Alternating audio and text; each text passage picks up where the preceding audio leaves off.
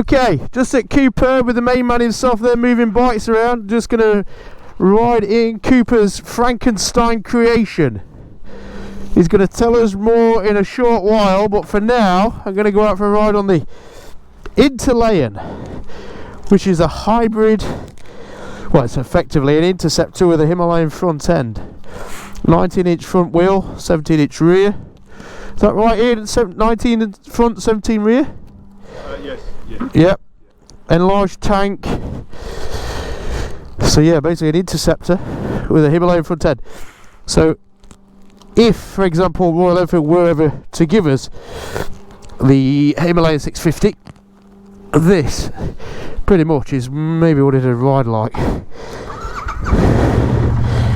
Oh, that's quite exciting.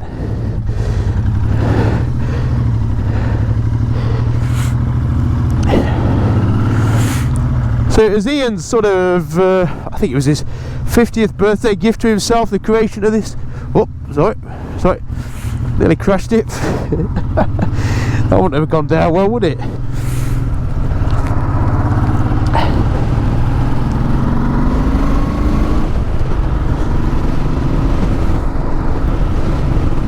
So it was all done in-house.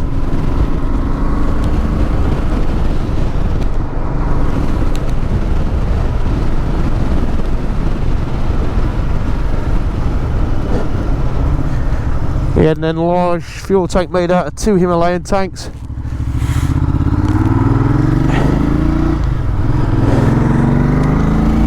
It's a bizarre sensation being on a 650 Himalayan, to being in the upright riding position but then having the sound and the sensation of the 650 twin. Taking it very gently because it's very greasy out here in Northampton today. Cold weather. He told me to ignore the ABS light just because the ABS isn't functioning at the minute.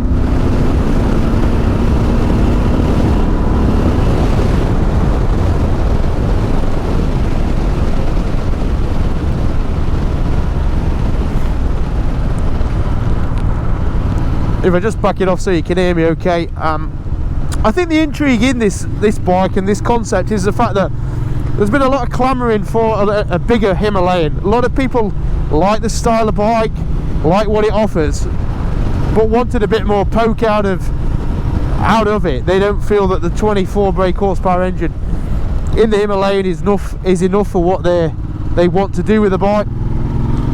And so have been, you know, everywhere you look on the internet, there's rumours of a 650 Himalayan using this 650 twin engine out the Interceptor Continental. Personally, I've never thought that would be the right way to go. What I personally love about the Himalayan is its usability for light trails, and it's just its rideability, which comes from that single cylinder long stroke motor. For me to take that away from it would rob the bike of what makes it so good and usable. So personally, I've always been in favour of, if they were to do anything, make a more powerful single cylinder engine, which is, from rumour, what they're going to do. Make a 450 liquid cooled, 40 brake horsepower possibly, single cylinder bike. What this is a 47 brake horsepower twin cylinder 650.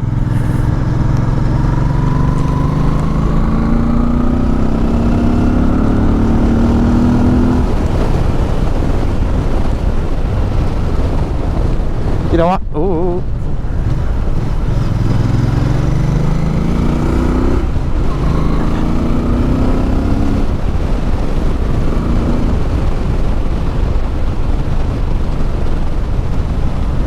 It certainly handles very different to the Himalayan.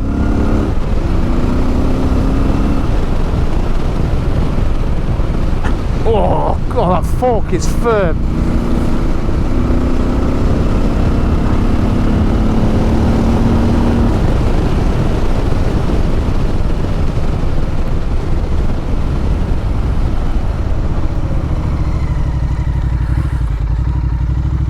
We've got single disc or twin disc? Single disc. It's such an interesting bike. I'm just going to pull over and pontificate just for a second because I think it's a fascinating concept. Although the side stand is very short, and this camber is quite high, so I'm not going to get that down there. Let's go left. Sorry about sun in your eyes.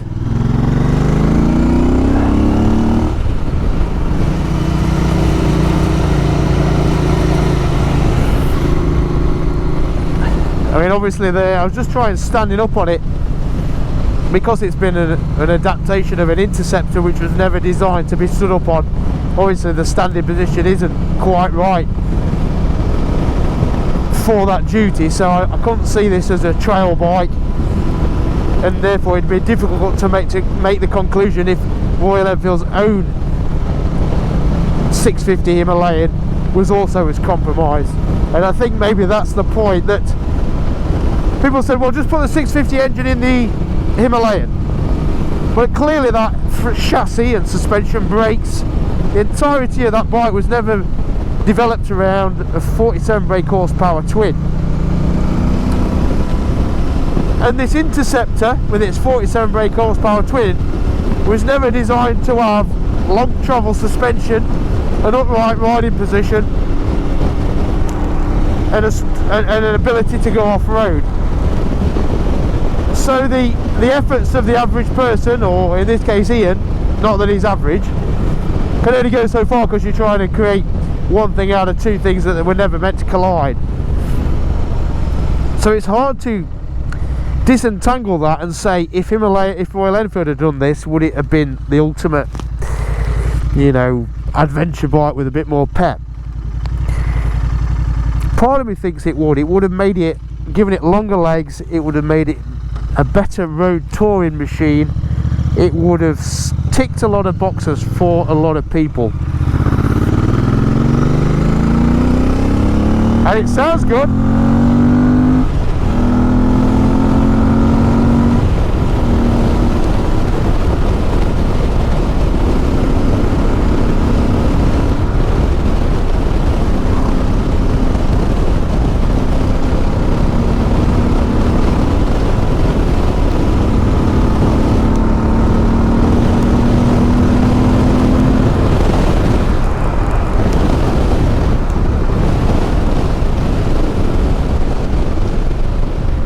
And along there it rides well. Oh, cattle grid, steady over cattle grids. Oh, I hate cattle grids. Don't want to drop his pride and joy. Haven't a clue where I am. Nice little place though.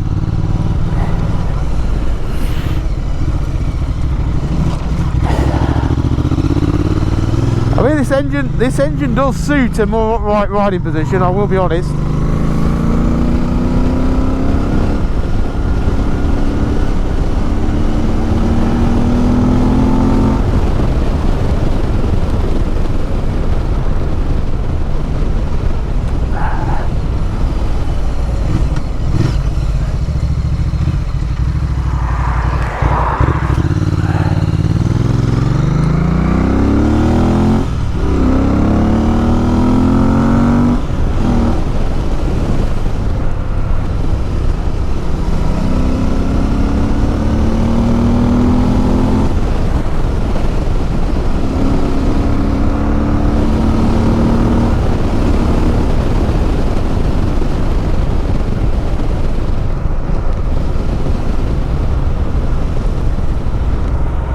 You know, I don't think I can draw any conclusions on a day like today. Damp, cold roads, a short journey.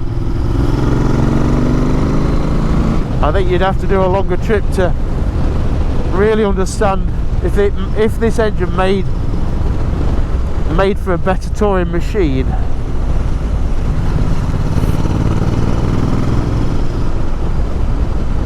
It would certainly rob it, the Himalayan, of its trail potential.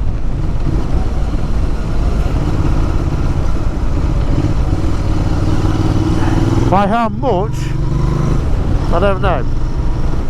Maybe the gain of the touring potential, or the easier, higher touring speed, maybe the gain was worth more than the loss of the off-roading.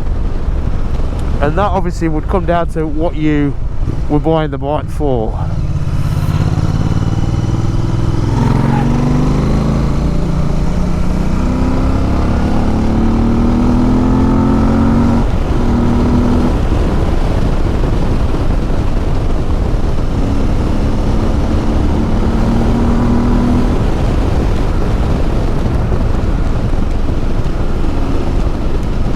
rides really nicely. I don't know what rear shock we've got on, whether we've got a Hagen on the rear.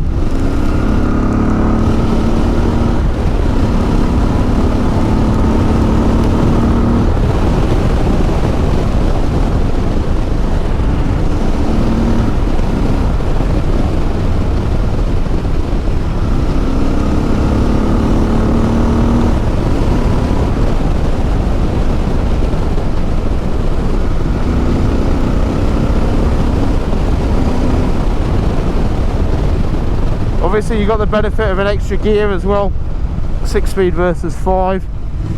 I know where I am now.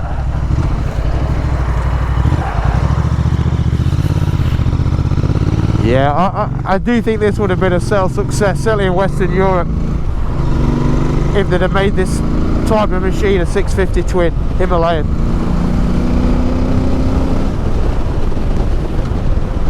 I've got to say, he's done a great job with this, a really good job. It rides really nicely, it's comfortable. I'd like slightly lower foot pegs, whether that can be done through an adapter plate or something.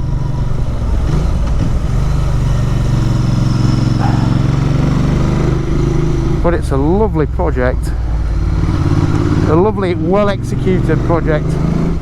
Sounds good, that exhaust.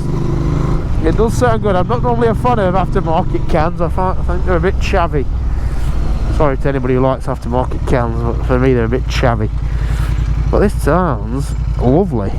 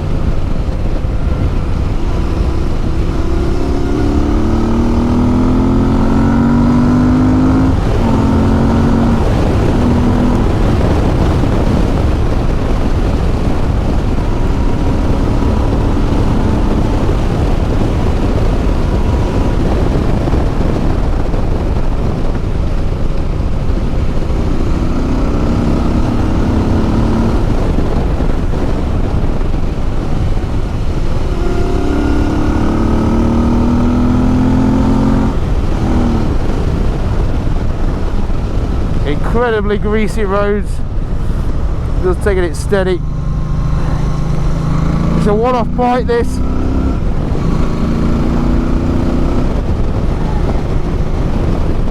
I think the build cost was about 16 grand. I'll have to check with Ian. Oh, tight left-hander. Oh, road salt. Oh, squeaky bum, squeaky bottom.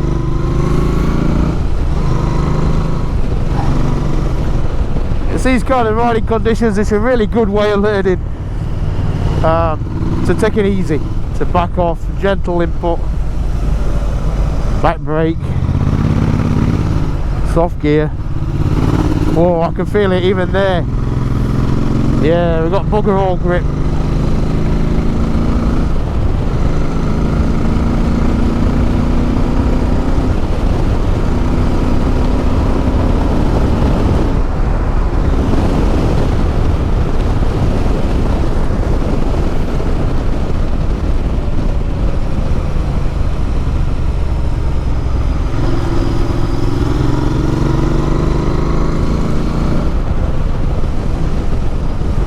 That's it, just a quick 10-minute ride. I think that's long enough, to be honest. Yeah, I think that's long enough to acknowledge that it was a bit of a missed open goal here for Royal Enfield. There was a big interest in an enlarged engined Himalayan, and I know that's coming with a 450 single, which I think is going to be a great machine, and I think it'll be a great engine for the type of bike it is. But equally, there is a lot of people out there who want a bit more grunt. Maybe that's ego driven, who think they need a 650 at least, because even that's a small engine. You know, there are those people out there, and I think they would have been sufficient number to have bought this bike. Whether, I mean, India or Royal Enfield has to justify everything on how many, what the volume it would sell in India, for example, because that's where its main market is. Would there have been enough uptake in India of a 650 Himalayan to justify the project? I'm sure those numbers were run through many times over to see if it was worthwhile. Equally, the cost involved, because simply grafting on a Himalayan front end onto an Interceptor, it's great as a project bike, but it's not something that a manufacturer could do. It would take far more engineering than that. Equally, sticking a 650 engine into a Himalayan chassis, that's not something they could do either. It would entirely need a new redesign. So they've obviously looked at how much life they've got left in this 650 twin engine before Euro emissions nobble it, or other emissions nobble it, and whether it's better to invest in an entirely new engine and therefore build the new Himalayan around that. They will have made all these calculations and cost calculations and come to the conclusion it's not worth putting together a 650 Himalayan. It's a shame, because this project of Ian's shows it's got great potential, and that extra grunt is good for the road. Again, not so good for the trails, but for the road where most people ride, let's be honest, better, stronger, surgier, refined, more refined. So it would have done a great job. Sorry, fella, I'm in the way. He's talking bollocks, wasn't I? So there we go. Great project by Ian. Really interested to see it and to ride it.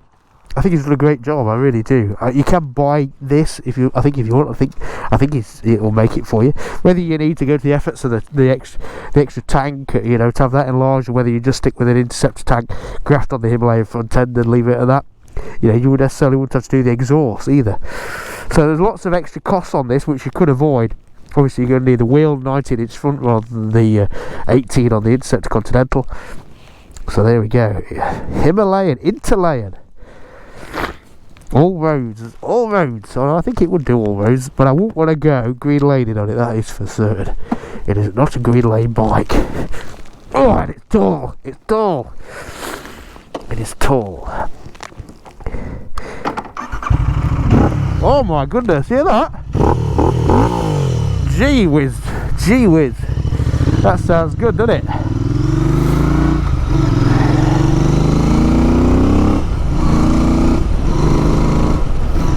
Yeah, I like this. It is a lovely bike.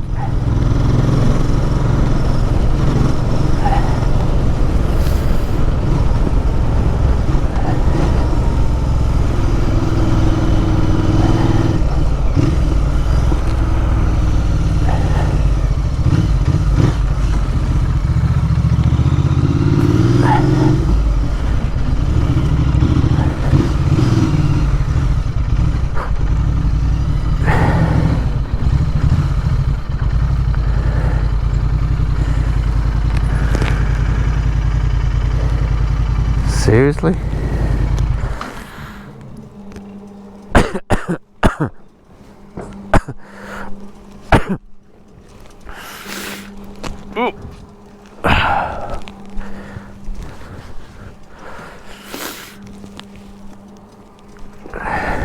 a bit fruity. Look at this. Oh, it's something else, isn't it? Like that. Just in case you're not going to put one on your phone, you need it on your tank as well. Fantastic.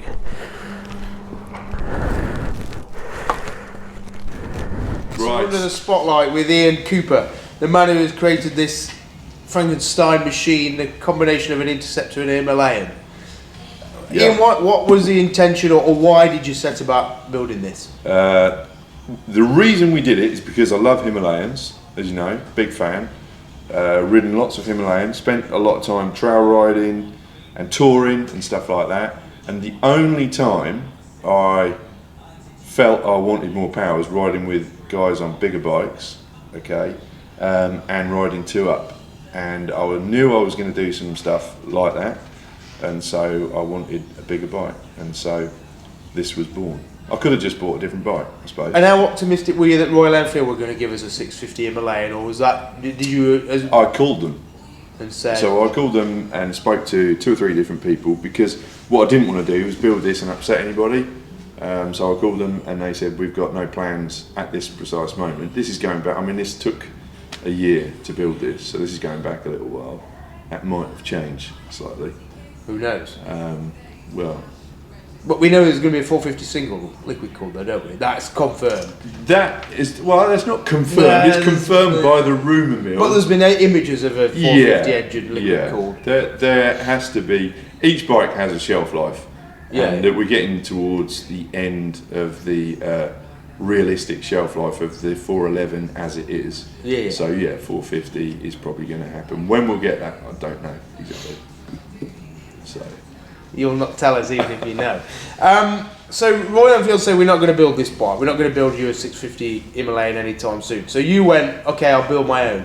So you decided to go Interceptor chassis engine.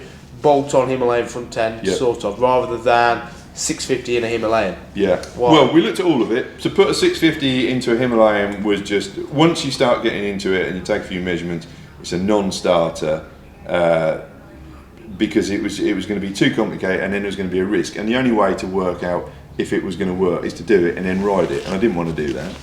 I love the way the Interceptor rides, and I thought, do you know what? If we get the ride height of the bike roughly where I want it, if I need to, I can put some custom yokes on it and change the rake and trail afterwards. So what we did, we extended the forks, we put the bigger suspension on, we changed the wheels and put the bigger wheels on, and then I rode it straight away with a different fuel tank on, and I haven't changed. I don't think there's any need at all. It does steer differently to a normal Interceptor. It does, yes. Yeah. It feels familiar, more familiar to a Himalayan when you're riding it. Yeah, the riding position, if you shut your eyes, everything feels like you're on a Himalayan. But you know, on a Himalayan where you sort of do these long sweeping turns and it tracks beautifully, it does that.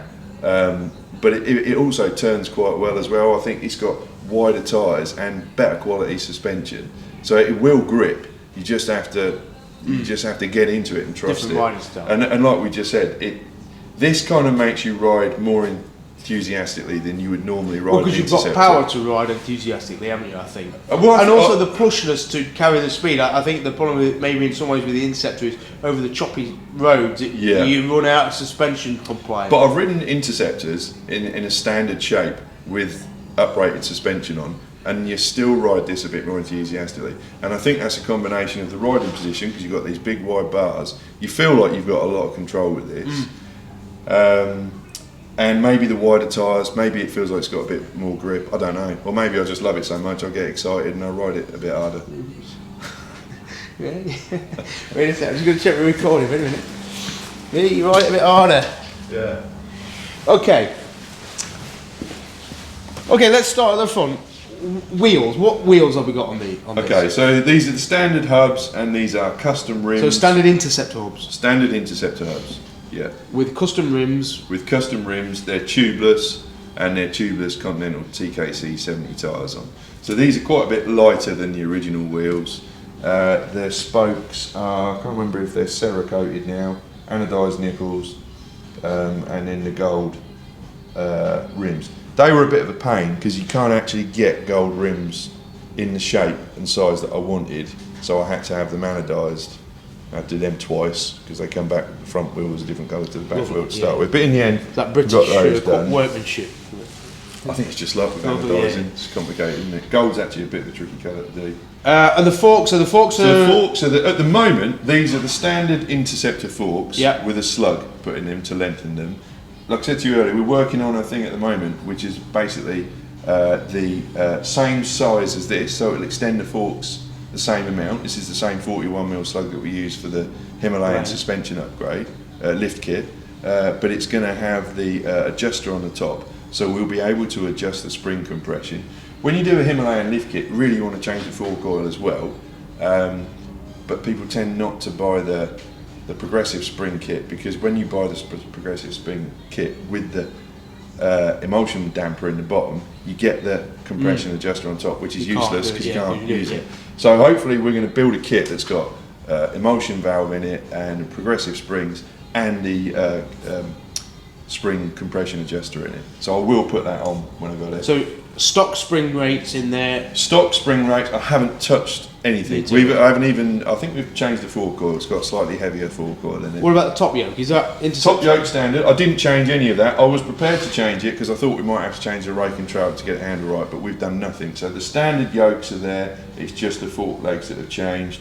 and then it's got an S&S bar riser kit because I wanted to move the handlebars back on the yokes, and our own Cooperb riser. Because the bars certainly sit higher up. Yeah, they're higher up, and Interceptor. But the front end seems higher. Well, I guess it's starting to be a full wheel. So the handlebars are higher up and slightly further back towards you as well. And that's created largely by the slug in the top of the fork. Do you think that's made it? No, the handlebars are further away from the yoke, and obviously the front of the bike's come up, but that's irrelevant because the backs come up by the same amount. So we've got a little kit for measuring ride height, front and rear. So the back and the front have come up the same amount.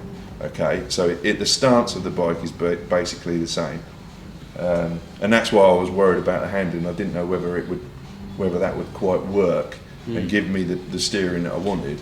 And then obviously you've got on the Enfield Himalayan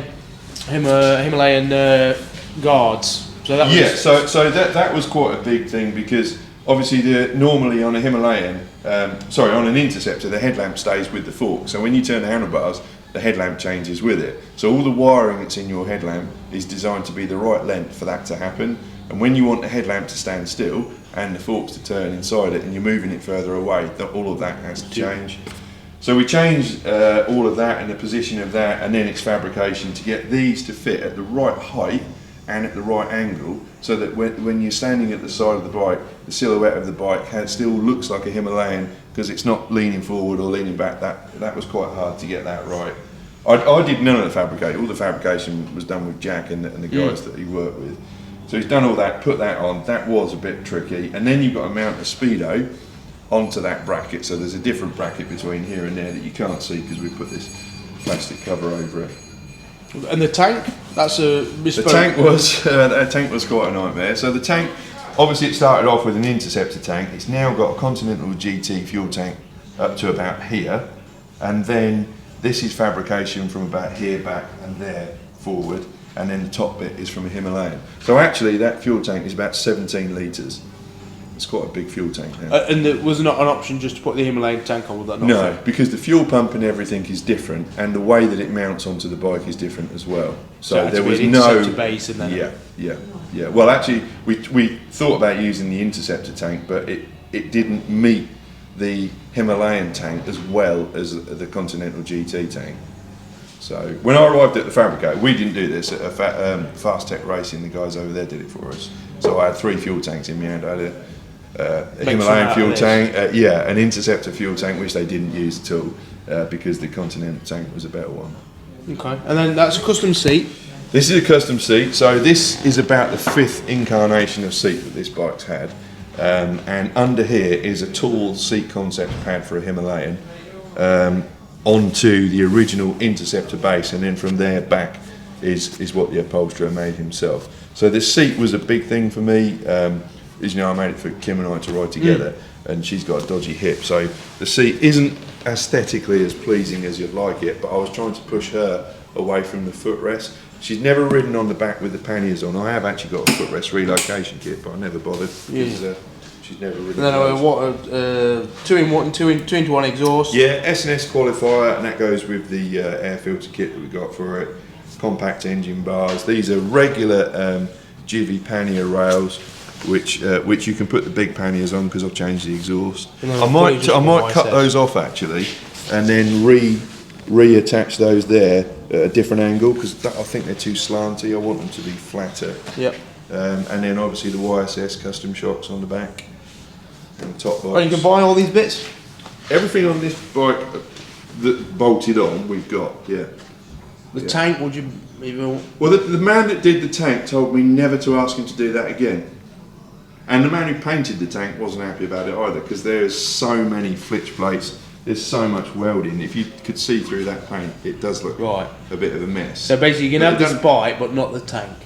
Well, the desert sled upstairs has the same suspension and wheels on, and the same handlebars and the same risers. So when you sit on it, everything's in the same place. Yeah. But obviously it has a normal headlamp and fuel tank. Yeah. There's no fabrication, that's just a bike where we bolted everything. So you can semi-create a 650 Himalayan / Scrambler. Yeah, so we've built similar bikes for other customers with that, but they just don't look like this. Yeah. They just don't look. Well, I think it's an amazing project.